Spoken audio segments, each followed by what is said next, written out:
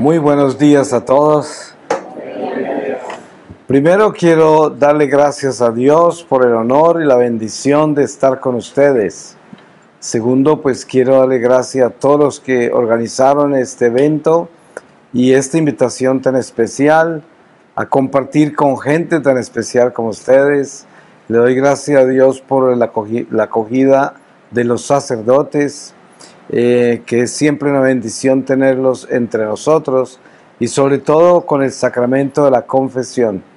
Pues ya escucharon que la invitación de esta reflexión es el amor como fundamento del servicio, del ministerio de la Eucaristía, que ustedes están bendecidos y enviados y responsabilizados. Son tantos niveles, ¿no?, que se encuentran en este ministerio como ministros extraordinarios de la Eucaristía. Un don maravilloso.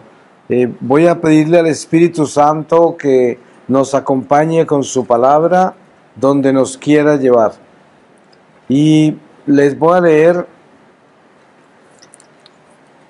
de la primera epístola a los Corintios, capítulo 1, desde el versículo 1. 1 Corintios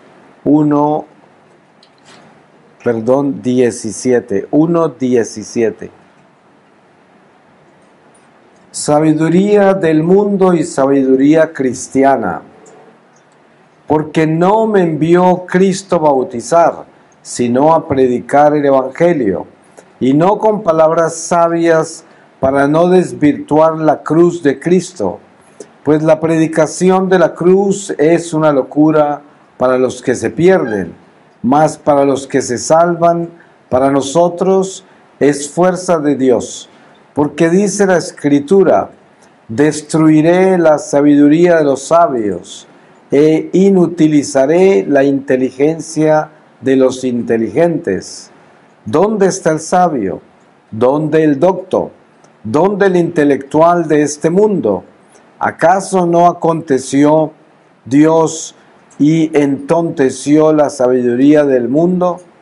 De hecho, como el mundo mediante su propia sabiduría no conoció a Dios en su divina sabiduría, quiso Dios salvar a los creyentes mediante la locura de la predicación. Así, mientras los judíos piden signos y los griegos buscan sabiduría, nosotros predicamos a un Cristo crucificado, escándalo para los judíos, locura para los gentiles, mas para los llamados, lo mismo judíos que griegos, un Cristo, fuerza de Dios y sabiduría de Dios. Porque la locura divina es más sabia que los hombres, y la debilidad divina más fuerte que los hombres. Mirad, hermanos, quienes habéis sido llamados, no hay muchos sabios según la carne, ni muchos poderosos, ni muchos de la nobleza. Ha escogido Dios más bien a los locos del mundo para confundir a los sabios, y ha escogido Dios a los débiles del mundo para confundir a los fuertes. Lo plebeyo y despreciable del mundo ha escogido Dios, lo que no es, para reducir a la nada lo que es, para que ningún mortal se gloríe en la presencia de Dios.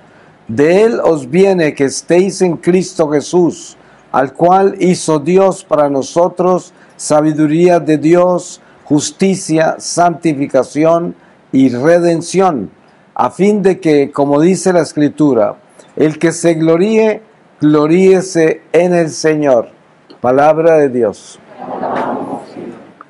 Pues qué bonito que el Espíritu Santo nos da esta palabra, porque precisamente nuestra identificación central como miembros de la Iglesia, y sobre todo cuando la Iglesia nos ha confiado un ministerio como el que les ha confiado a ustedes, entonces se necesita no solamente entender qué fue lo que recibimos como ministerio, sino adentrarnos en el misterio del ministerio, porque es un ministerio que lleva el más grande misterio. Sabemos que el don más maravilloso que el Padre Celestial le ha traído a toda la humanidad es la Eucaristía, el más grande de todos. Y por lo tanto, todo lo que tenemos que ver con la Eucaristía es lo más grande, no hay nada igual. El mundo ha sido transformado, toda la creación y las criaturas, en el momento en que el Señor se encarnó. Porque desde la encarnación de Jesús, que se hizo carne en el vientre de María, llega la Eucaristía a nosotros. Porque es precisamente el pan de vida, que es Jesucristo, que es la Eucaristía. Y por lo tanto es Dios mismo, estamos hablando de Él. Es tan grande que puede hacer cosas tan extraordinarias como convertirse en un pan insípido. Entonces, el llamado a ser ministro de la Eucaristía es el llamado precisamente a convertirse en pan insípido. Ustedes saben que desde el judaísmo tenemos la tradición de los panes ácimos, los únicos que se pueden utilizar para el altar del Señor, nada más. Nosotros somos llamados a cristificarnos, somos llamados a convertirnos en panes ácimos. Por eso es que Jesús le hablaba a sus discípulos acerca de la levadura de los fariseos y les decía: ojo con la levadura de los fariseos. Los apóstoles aún no habían recibido el Paráclito y pensaban que Jesús hablaba del pan natural. No entendían que estaba hablando del orgullo de los fariseos, de la autosuficiencia, del egoísmo, de toda esa levadura humana. Y precisamente este ministerio que Dios les ha confiado a ustedes es la exigencia grande de entender que quiere Jesús, ya que los encomendó a esto, porque nada en la iglesia se da sin la voluntad de Dios. Es su iglesia y todo lo que sucede en iglesia Él lo permite. Por lo tanto, por nombre propio, cada uno de ustedes ha sido escogido. Sabemos que la Iglesia Católica es el ejército de Dios. Estamos enlistados en esta milicia y cada uno de nosotros dentro de esta milicia tiene diferentes misiones y envíos. Y una de esas es el ministerio de la Eucaristía en el servicio extraordinario que ustedes tienen. Y por lo tanto, con más razón, el llamado a ser pan ácimo se hace más grande, porque usted está sirviendo ese pan.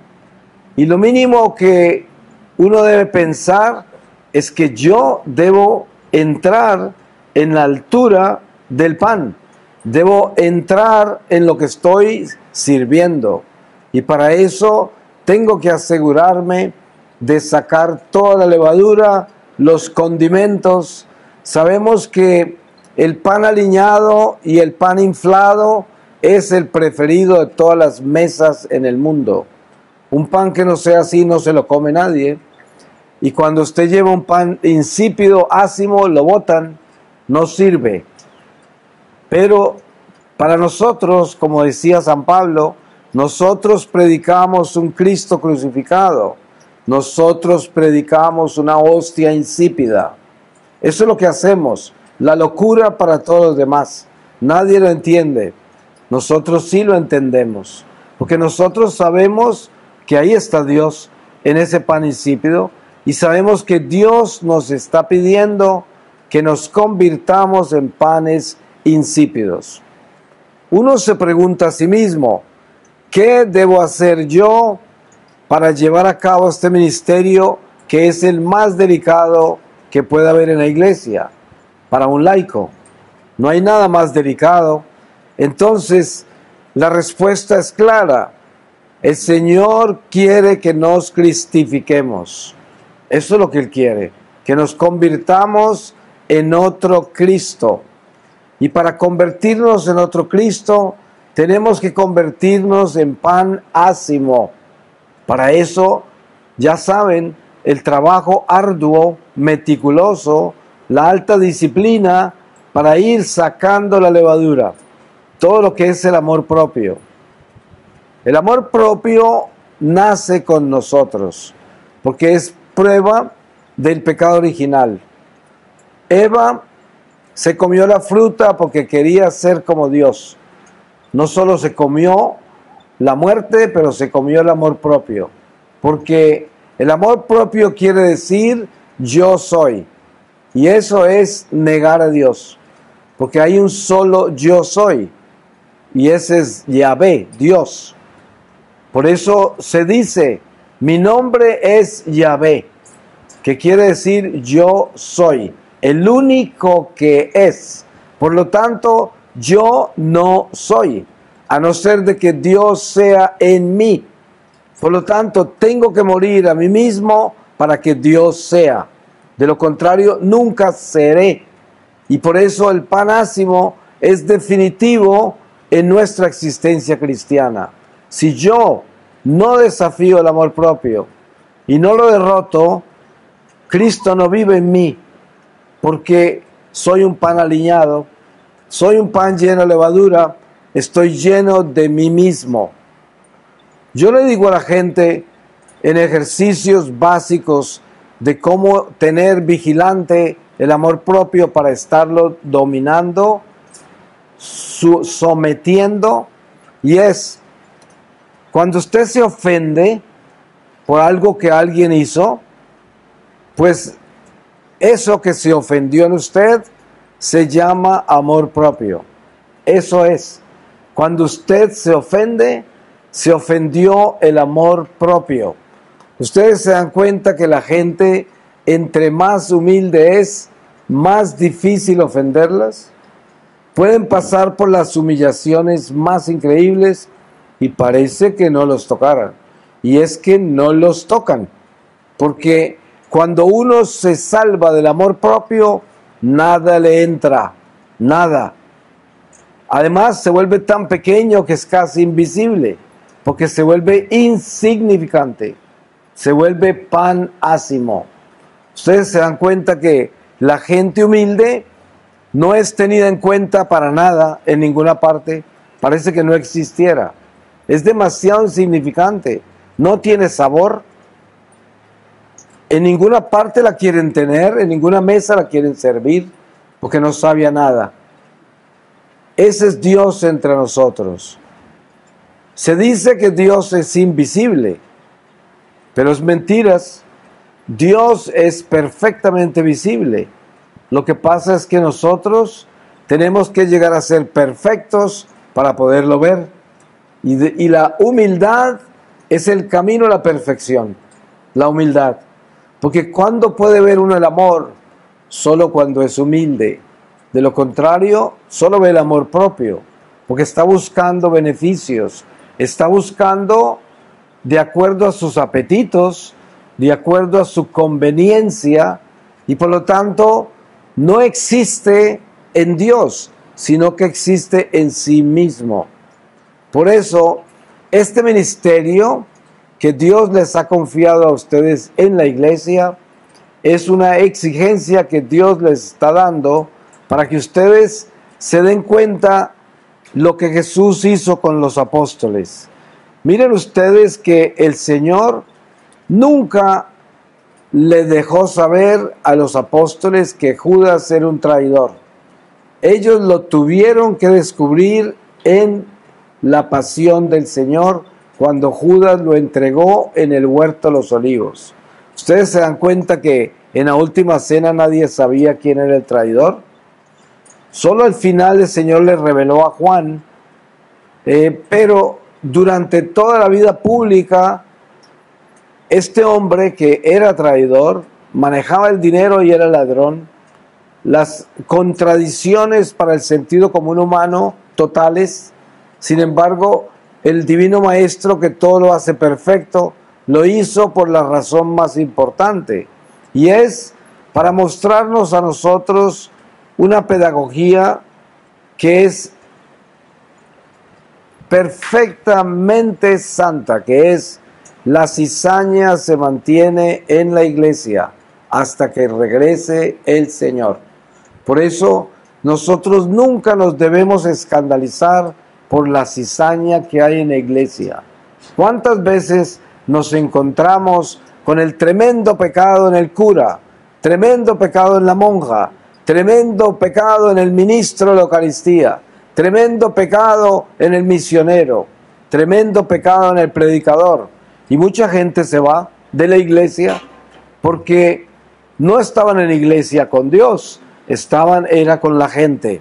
Y claro, cuando uno está con la gente, pues la gente lo decepciona a uno porque somos imperfectos, somos pecadores.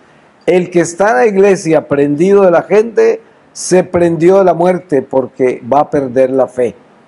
En cambio, cuando nosotros estamos en la iglesia prendidos de un Cristo crucificado, estamos prendidos de la vida, estamos prendidos de la verdad, nadie nos puede tumbar de ahí, porque estamos en la roca, cimentados en la roca, y venga lo que venga, pase lo que pase, nadie nos puede tumbar, nadie. Nos podrán sacudir, podrán pasar muchas cosas, pero destruir no. Estaremos firmes sobre esa roca. Entonces, es importante que en cada misión a la cual nosotros somos llamados dentro de la iglesia, nosotros seamos celosos y seamos estudiosos y seamos meticulosos y seamos honestos, sinceros con lo que hacemos. Para ser ministro de la Eucaristía extraordinario, se necesita ser una buena persona. Primera condición, se necesita ser una buena persona. Que una persona mala no se atreva a tocar esa hostia. Qué sacrilegio más espantoso. Lo otro, esa persona necesita estar en gracia de Dios. O no toque esa hostia. Hay que estar en gracia de Dios. Es el servicio. Una persona no puede estar en pecado y tocar esa hostia para servírsela a otro. Ese es Judas. Ese es Judas. Miren ustedes qué pasó con Judas en la última cena. Todos reciben la comunión del Señor, el pan y el vino. Y cuando lo recibe Judas, la palabra dice, primero Jesús le dice, vete a hacer lo tuyo. Pero la palabra dice, y Satanás entró en Judas. ¿Ustedes se pueden imaginar lo que eso significa? Significa que cuando recibimos la Eucaristía en pecado mortal, entra el diablo. Eso es lo que entra.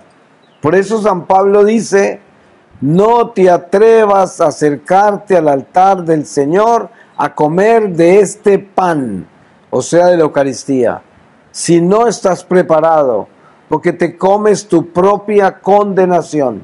Así lo dice San Pablo. Así de radical es. Y por lo tanto, si estamos nosotros en el ministerio de servir la Eucaristía, estamos en el ministerio más delicado. Y por lo tanto, debemos no solamente tratarlo así, como el más delicado, sino vivir así, ser así, convertirnos en eso. Y para eso se necesita la conversión del corazón. Somos seres pecadores, llenos de miseria, cada uno de nosotros. Ninguno somos dignos de los dones de Dios en la iglesia. Ninguno. No somos dignos de ser perdonados. Ni siquiera somos dignos de haber sido bautizados, mucho menos de poder comulgar, mucho menos. Sin embargo, no es por dignidad propia que recibimos estos dones, sino por misericordia. Ustedes saben que la misericordia está plasmada en la cruz con el ladrón Dimas. Ustedes saben que en el ladrón Dimas encontramos lo más importante de la presencia redentora entre nosotros. la justicia y la misericordia. Ese ladrón primero se tuvo que arrepentir. Él se arrepintió y reconoció a Jesús como el inocente, como el bueno. Y se reconoció él y su compañero como los malos. Dio testimonio de su miseria. Se confesó ante el Señor y se arrepintió. Y dijo, este no ha hecho nada, nosotros sí. Nosotros debemos morir por esto, pero él no. Esto es un testimonio muy grande, que es lo que Jesús pide en el Evangelio. El que testifica a mi favor ante los hombres, yo testificaré a su favor ante mi Padre y mis ángeles. Y esto es lo que hizo con Dimas. Pero miren que primero está la justicia. El hombre se arrepintió, se sometió a la justicia y llegó la misericordia que le dice, hoy estarás conmigo en el paraíso. El perdón y la misericordia. Pero primero la justicia. Entonces, ¿cómo es que nosotros, como ministros extraordinarios de la Eucaristía, acudimos a la justicia? Antes de recibir el don misericordioso del mismo ministerio al que hemos sido llamados. La justicia es nuestra fidelidad, nuestra obediencia, nuestra santificación, el buscar permanentemente estar en gracia de Dios, permanentemente. Yo les aconsejo algo desde mi corazón. Nunca vayan ustedes a servir esa Eucaristía si no están en gracia. No lo vayan a hacer, no lo vayan a hacer, porque eso testificará contra ustedes cuando se encuentren con el Señor. Miren, el Señor es perfectamente misericordioso, pero no nos olvidemos de algo. El Señor es perfectamente justo. Les voy a dar un ejemplo. Antes de la pasión de Cristo, Jesús le dijo a Pedro, Pedro, Pedro, Satanás le pidió al Padre permiso para pasarte por el trillo. Y yo le pedí al Padre que no permitiera que perdieras la fe. Cuando pases por eso, vete a darle testimonio a tus hermanos. ¿Ustedes se pueden imaginar lo estricto de ese maestro? Ese maestro no le dijo al Padre, ay no, con Pedrito no, dile al diablo que no lo toque. Ese es mi Pedro, mi roca, ahí voy a montar la iglesia, que no lo toquen. No, miren ustedes la rigidez de ese maestro. Así de estricto es el Señor. Permitió que Pedro fuera sacudido por el diablo. Ustedes saben que lo negó 3 veces después de eso. Pedro ni se lo imaginaba que algo tan horrible pudiera suceder. Y lo hizo. Y lo lloró todo el resto de su vida. Pero el diablo pidió permiso para pasarlo por el cernidor. Hay que tenerle cuidado a ese pasaje. ¿Por qué? El diablo lo mira a usted y dice, ah, con que ministro de la Eucaristía. Ah, ¿y te crees tan santico que puedes hacer eso?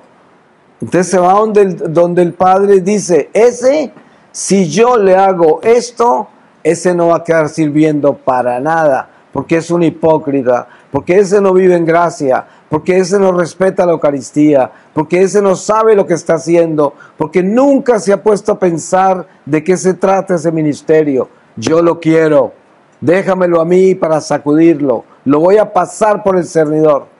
Esto es, estamos enfrentados a eso. No solamente le pasó a Pedro, me pasa a mí, le pasa a usted. A mí me han pasado por el cernidor más de una vez, y bien horrible, hasta el punto que pensé que no iba a pasar. Sin embargo, aquí estoy, el Señor en todo me ha empujado, pero nunca me ha evitado ninguna de esas pruebas, en ningún momento. Y yo siento la mano del maestro encima, que me está empujando y dice, ah, lléveselo, pruébelo, páselo por el cernidor. Me parece escucharlo. Y es mi maestro, mi Señor, a quien amo. quien me ama. Pero miren ustedes lo estricto. Por eso todo lo que hagamos con el Divino Maestro será probado. Pasaremos por el fuego en todo. Miren, cuando el sacerdote se acerca a la sacristía para revestirse con sus vestimentas litúrgicas, para celebrar la misa, comienza una batalla espiritual en su corazón. Cada persona que se va hacia la misa lleva una batalla espiritual en el corazón, porque es la ofensa más grande para Satanás, es la Santa Misa. No hay nada más horrible para los infiernos que una misa. Entonces la misa tiene una batalla espiritual gigantesca, porque el diablo quiere disminuir todos los corazones que van a participar en la misa. Cuando usted esté en misa, el trabajo del diablo es robársele la palabra que leen, robársele la preparación para ir a comulgar, robársele la atención al altar. Él es un ladrón, se le roba. Mire, ¿cuántas veces le pregunto a la gente saliendo de misa, ¿me puedes decir cuál fue la primera palabra? ¿La primera lectura? ¡Ay! ¿Cuánta gente no se acuerda? Ni siquiera la homilía, ni siquiera el salmo, de nada, porque el ladrón está ahí y no estamos vigilantes. La misa es una batalla espiritual. ¿Se pueden imaginar lo que es la Eucaristía, que es el centro de ese don, que es la misa? La misa es la Eucaristía, eso es lo que es. Y entonces, cuando usted se lleva la Eucaristía para servirla, ya ha sucedido todo eso que estamos hablando. Ya la batalla está dada. Y ahora vienen legiones de demonios detrás de esa hostia a tratar de hacerle daño, a tratar de maltratarla, a tratar de cometer crímenes contra la hostia, porque es una pesadilla. Encima los enceguece, no pueden ver la luz incandescente que brilla de esa hostia, no la resisten los demonios. Y por eso hay que estar compenetrados totalmente en ese misterio, en el misterio. Primero, entendiendo que si yo quiero adentrarme en el llamado, entiendo que Dios me llamó a santificarme con el ministerio. Cada oportunidad que Dios nos da en la iglesia es para nuestra santificación, porque no podemos olvidarnos de algo muy importante, y es: solo los santos entran al cielo, tan solo. La pregunta es, ¿para dónde vamos? Y si es que sabemos eso, entonces nos estamos santificando, o hacia dónde vamos. Por eso el Señor es muy puntual, y en esta corta vida que tenemos, más corta de lo que nos imaginamos, Él utiliza todas las oportunidades para que nosotros nos demos cuenta que nos está llamando a santificarnos. Yo les aseguro una cosa: si Dios le diera permiso a un alma del purgatorio para presentarse acá entre nosotros y decirnos una sola cosa, yo les aseguro que esa alma solo diría: santifiquen sus vidas. Sería lo único que diría, nada más, porque nada más importa. Miren ustedes, mucha gente anda por ahí y a mí me preguntan mucho eso: ¿cuál será la voluntad de Dios en mi vida? Y la andan buscando en las montañas y en los valles y en el mar y en las tiendas y por todas partes. ¿Dónde estará la voluntad de Dios en mi vida? Muchas veces se convierte en una excusa para no hacer nada, ¿no? Hasta que llegue la voluntad. Pero San Pablo nos da una respuesta precisa, que es la respuesta de todos los santos y la respuesta del mismo Mesías en el Evangelio. San Pablo dice: la voluntad de Dios es nuestra santificación. Esa es. Dios solo quiere que nos santifiquemos, porque Él quiere que entremos a la casa. y solo los santos entran a la casa. Entonces, el ministerio extraordinario de la Eucaristía que tienen ustedes es el llamado más tierno que Dios les ha hecho a ustedes, a sus almas, el más tierno, porque les puso en las manos lo más trascendental que Él le ha dado a la humanidad, lo más grande, la Eucaristía. Se las puso en las manos. Esa es mucha ternura. Y está esperando, mirándolos. ¿Será que saben lo que les coloqué en la mano?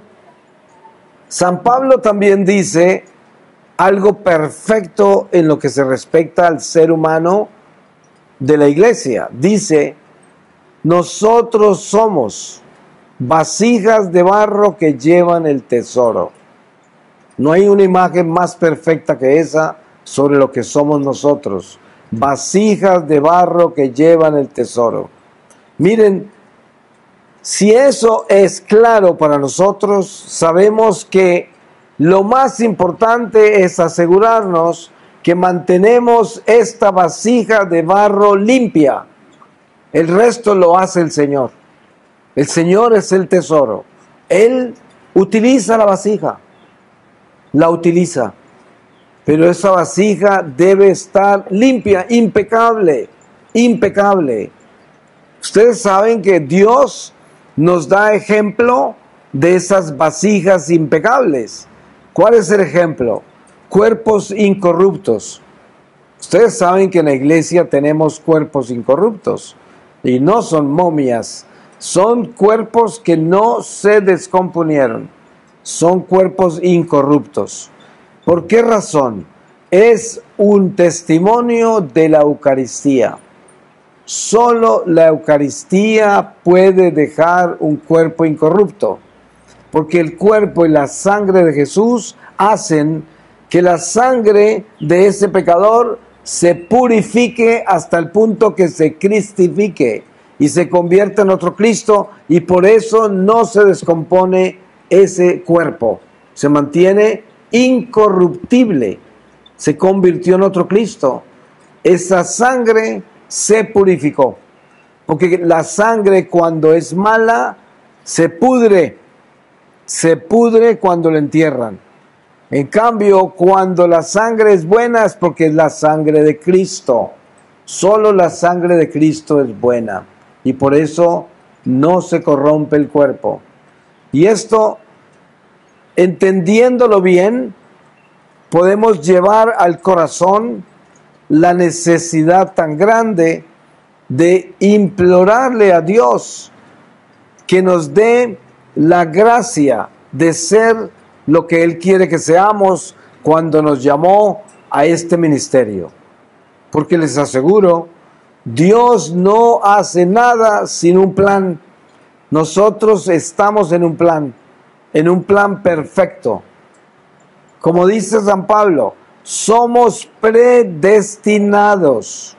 Hay personas que tienen problemas con eso, pero lo somos. Ustedes se acuerdan que cuando Jesús le oraba al Padre antes de su pasión, le decía: Padre, todos los que me diste, ninguno se perderá, excepto el de la perdición, el hijo de la perdición, que era Judas. Pero ninguno de los que Él le dio.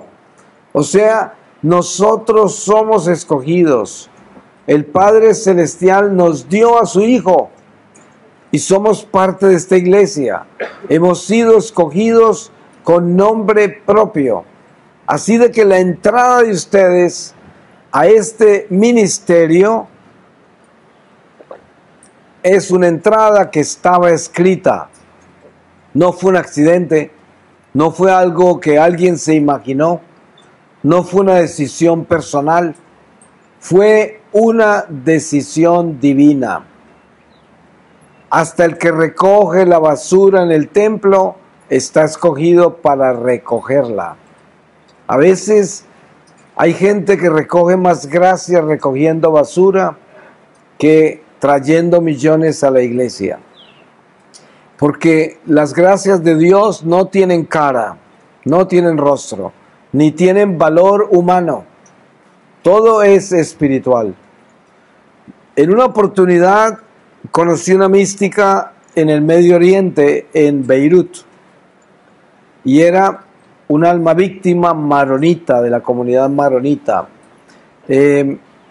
Y esta mística me dijo que en una oportunidad, cuando era muy joven, antes de ser monja, estaba en una iglesia en un pueblito muy pequeño del Líbano, y era muy temprano en la mañana, como misa de 5 de la mañana, algo así. Muy pocas personas iban a esa misa. Y ella vio que entró una señora con un vestido negro muy largo y recogió del suelo una basura, un papel que estaba tirado. Y entonces ella se acordó que cuando ella entró al templo había visto ese papel, pero no lo recogió. Pero ella sabía que tenía que recogerlo, pero no lo recogió. Y no es que eso haya sido un pecado, sino que esa fue una oportunidad que ella perdió, porque quien recogió ese papel fue un alma del purgatorio. El alma del purgatorio, por alguna razón, estaba vinculada con esta santa.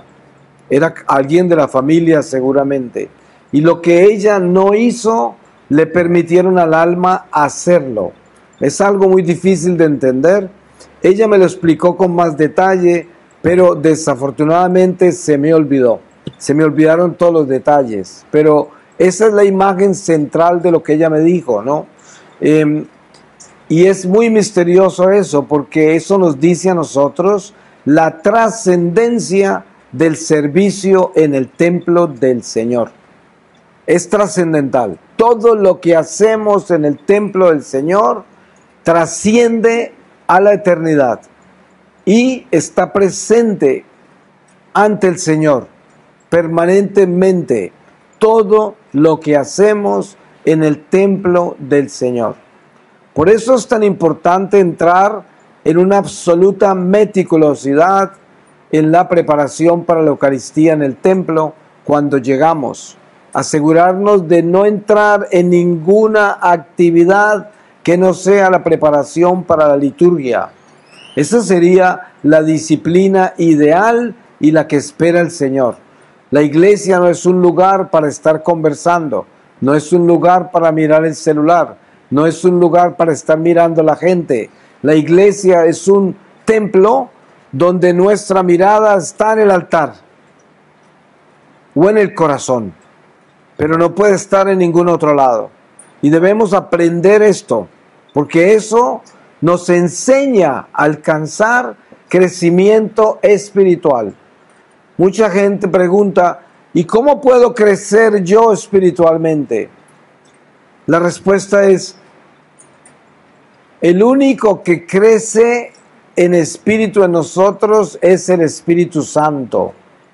Tener espiritualidad es tener el Espíritu Santo. Ustedes han visto cómo hay talleres para espiritualidad, libros para espiritualidad, toda clase de cosas para espiritualidad. Inclusive los sacerdotes estudian espiritualidad hasta 4 años en una universidad. Pero esta es la actividad intelectual sobre lo que es espiritual. Pero espiritualidad, para vivirla en nuestro corazón, es el momento en que yo permito que sea Dios el que vive en mí y no yo. Ahí aparece el Espíritu en nosotros. Eso se llama espiritualidad. El mismo San Juan Bautista le dijo a sus discípulos, yo tengo que disminuir para que Él crezca. No hay una respuesta más precisa de lo que es espiritualidad. Yo tengo que disminuir para que Él crezca. Y San Pablo dice, ya no soy yo el que vive, sino Cristo el que vive en mí. Eso es espiritualidad. No hay que darle más vueltas al palo, como dicen. Eso es espiritualidad. Cuando Cristo vive en mí, porque vive el Espíritu de Dios en mí, y por lo tanto tengo el Espíritu de Dios en mí, tengo espiritualidad. De lo contrario, es solo religión. Yo, por el hecho de ser un rezandero, de seguir las tradiciones devocionales de la iglesia, de cumplir con la ley de precepto y estar en todo lo que la iglesia ordena, todo eso es bueno, además es necesario, además lo debemos hacer, pero eso no es espiritualidad, por eso no lo podemos confundir. Una persona no se espiritualiza con la religión, nosotros nos espiritualizamos con el amor, y por eso es que el centro del ministro extraordinario de la Eucaristía es el amor. ¿Por qué? Porque es Dios en nosotros. Dios es amor. Cuando usted aprende a servir esa Eucaristía para la cual fue enviado, pero lleva el amor de Dios, usted es el guardián de esa hostia. Usted se convirtió en ese mensajero que lleva el don más maravilloso a las almas, pero lo lleva con el amor de Dios. Por lo tanto, el amor debe reinar en nuestro corazón en este ministerio de la Eucaristía. Debe reinar. Usted no puede ir a servir la Eucaristía si tiene un temperamento difícil en ese momento, si no tiene amor, si no tiene compasión, si no tiene paciencia, tolerancia, caridad, que son todas las caras del amor. No puede, no debe. Usted asegúrese que está lleno de amor cuando camine hacia las almas a darles de ese pan. Que sea el amor el que los sirve, que sea solo el amor el que lo entrega, que sea solo el amor el que lo hace. Importante, muy importante. Entonces, sabemos que la Eucaristía es el gran misterio. ¿Quién lo puede entender? Racionalmente nunca lo entenderemos. Ese pan insípido, y es Dios, y es su cuerpo y su sangre, y no hay nada más poderoso que ese pan ácimo, insípido. ¿Quién lo puede entender? Pero nosotros en fe lo creemos.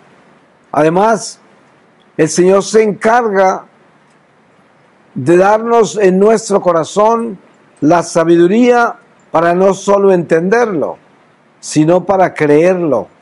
Y no solo creerlo, sino para obedecerlo. O sea que quiere decir, como yo creo que Jesús está vivo en la Eucaristía y también le obedezco a eso que creo, entonces yo me preparo extraordinariamente meticuloso en eso. Miren, si se llama ministro extraordinario de la Eucaristía, se debe llamar también ministro extraordinario del amor de Dios. Ministro extraordinario del amor de Dios. Porque si no es ministro extraordinario del amor de Dios, ¿quién está llevando la Eucaristía? ¿Quién la está entregando? Y precisamente hay que evitar a Judas. Tenemos que evitar a Judas. No lo podemos traer a la cena del Señor. Que no sea invitado por nosotros mismos. Voy a terminar con una lectura de la palabra. Y les voy a leer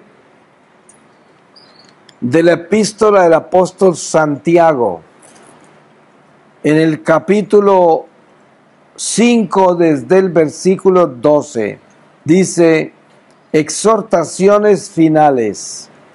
Ante todo, hermanos, no juréis ni por el cielo, ni por la tierra, ni por ninguna otra cosa, que vuestro sí sea sí y el no, no, para no incurrir en juicio. ¿Sufre alguno entre vosotros? Que ore. ¿Está alguno alegre? Que cante salmos. ¿Está enfermo alguno entre vosotros? Llame a los presbíteros de la iglesia que oren sobre él y le unjan con óleo en el nombre del Señor. Y la oración de la fe salvará al enfermo, y el Señor hará que se levante. y si hubiere cometido pecados, le serán perdonados. Confesaos pues mutuamente vuestros pecados, y orad los unos por los otros, para que seáis curados. La oración ferviente del justo tiene mucho poder. Elías era un hombre de igual condición que nosotros. Oró insistentemente para que no lloviese, y no llovió sobre la tierra durante 3 años y 6 meses. Después oró de nuevo, y el cielo dio lluvia, y la tierra produjo su fruto. Hermanos míos, si alguno de vosotros se desvía de la verdad y otro le convierte, sepa que el que convierte a un pecador de su camino desviado, salvará su alma de la muerte y cubrirá multitud de pecados. Palabra de Dios. Pues le damos gracias a Dios, y sobre todo me prendo de esta última parte que leímos, que cuando llevamos a Dios a la gente, cubriremos multitud de pecados. Y además, no moriremos eternamente, porque el llevarle a Dios a la gente es el don más extraordinario de nuestra vida. ¿Y qué es un ministro extraordinario de la Eucaristía? Es aquel que le lleva nada menos que el Dios vivo hecho carne y sangre a la gente. ¿Se imaginan? Eso es llevarle a Dios a la gente de verdad. El alimento de vida eterna, el pan de ángeles. Pues que el Señor los bendiga, los santifique, les despierte sus conciencias a un nivel extraordinario como el ministerio, para que ustedes aprovechen esta oportunidad que Dios les dio, para que ese servicio con la hostia santa también los santifique, y santifique todas sus familias, y santifique sus comunidades, santifique todas las misiones que Dios les encomienda. Amén. Amén.